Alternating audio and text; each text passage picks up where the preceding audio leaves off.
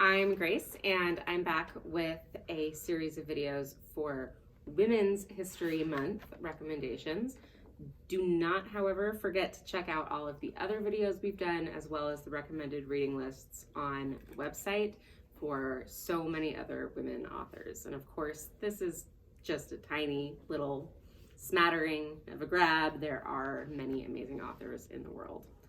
So this video, we are going to be focusing on local awesome women authors, some of whom we've already done and are not in this video. So again, remember to check out all of the other videos that we've done.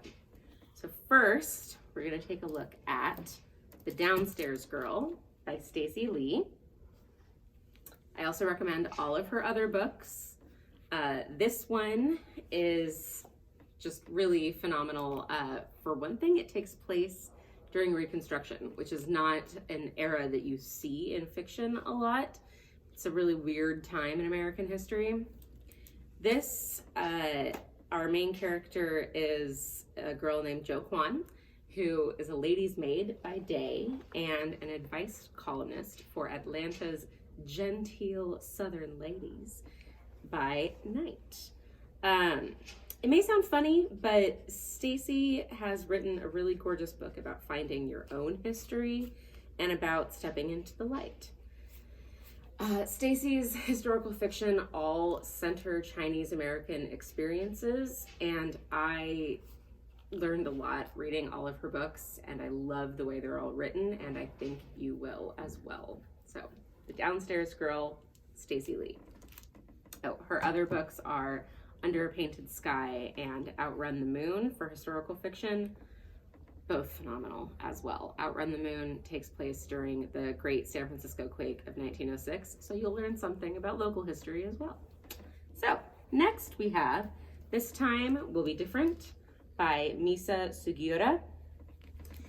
This is realistic contemporary fiction, excellently crafted, however, because it also harkens back into history a lot.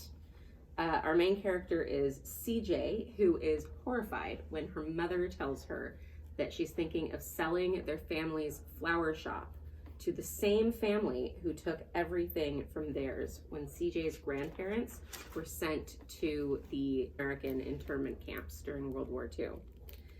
This is an awful part of modern history, of our own history, and us as a country, and the Bay Area as a community and communities.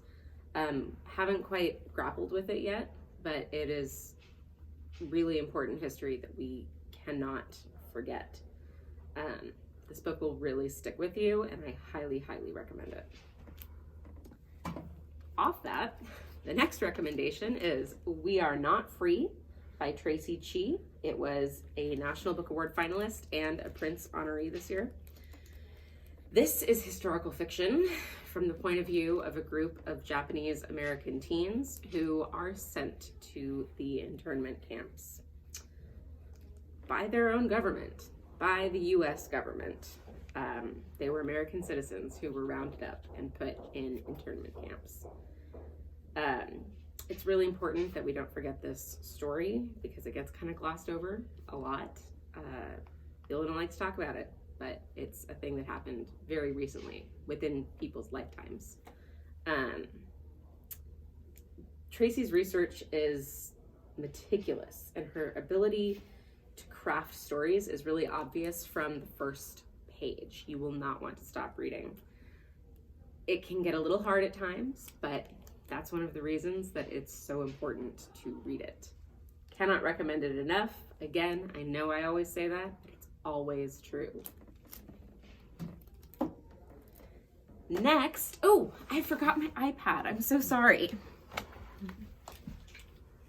So, we were not able to get all of the books because they were checked out, is the thing, right?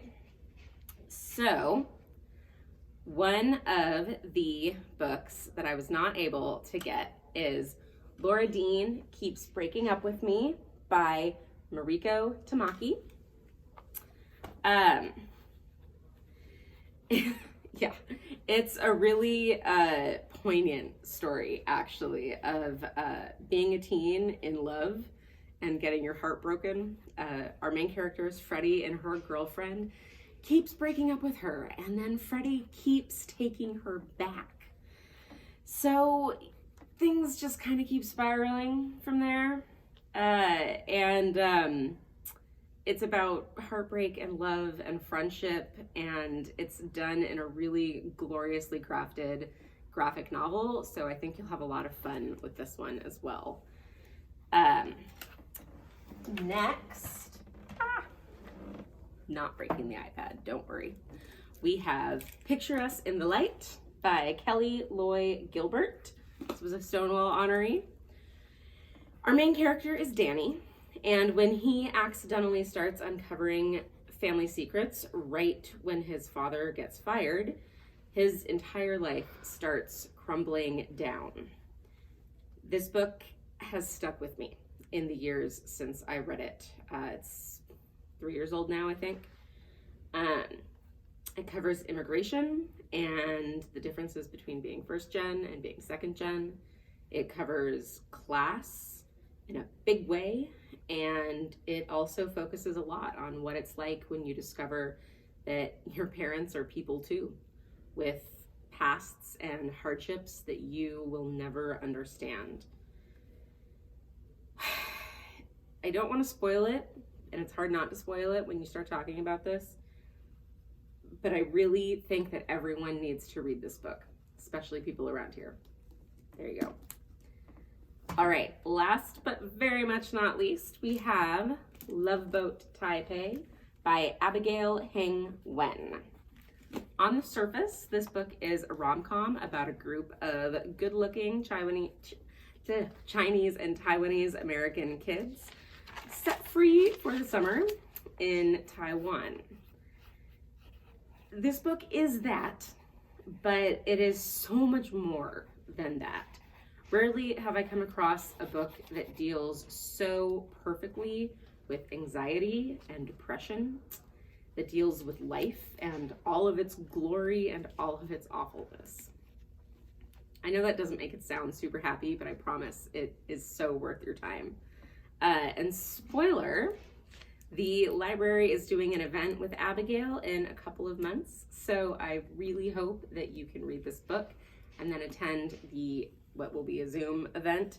Abigail is one of the nicest people I have met when I've been working with children's books, and you are just going to get so much out of the book and so much out of hearing her talk as well.